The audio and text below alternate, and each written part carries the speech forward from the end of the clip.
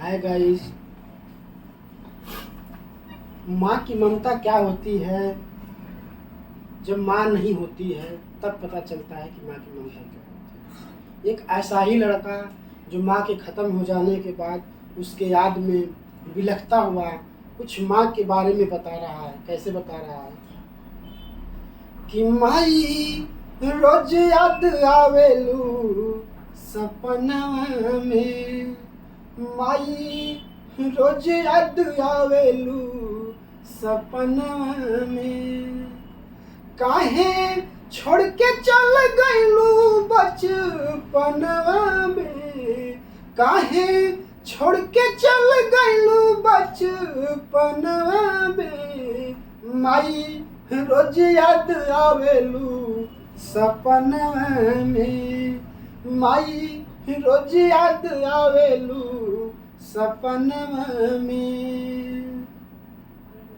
जिंदगी बेकार लगे माई तोहरा बिन हो, आयापन बिरान सभे ताके लहीन हो,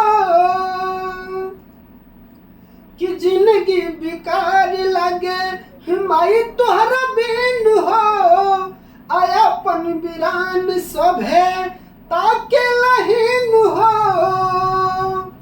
तनिको कैलू ना विचार अपना मनवा में, तनिको कैलू ना विचार अपना मनवा में, माई रोज याद आवेलू सपनवा में, माई रोज याद आवेलू सपनवा में।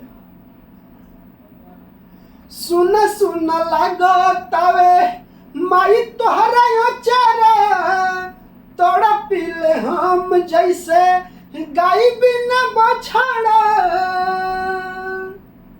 सुन सुन लागतावे माई तोहरा अचारा, तोड़ा पीला हम जैसे गाय बिना बछड़ा।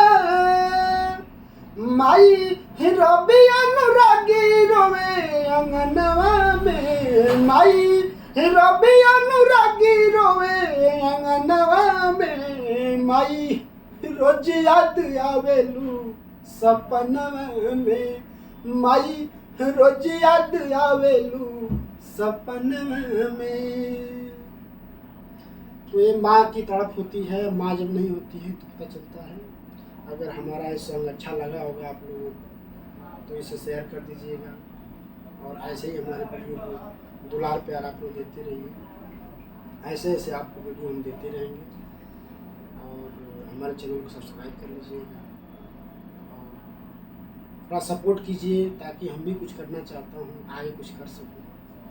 आप लोगों का दुलार प्यार और आशीर्वाद की ज़रूरत है। Thank you. बस इतना ही कहना चाहूँगा।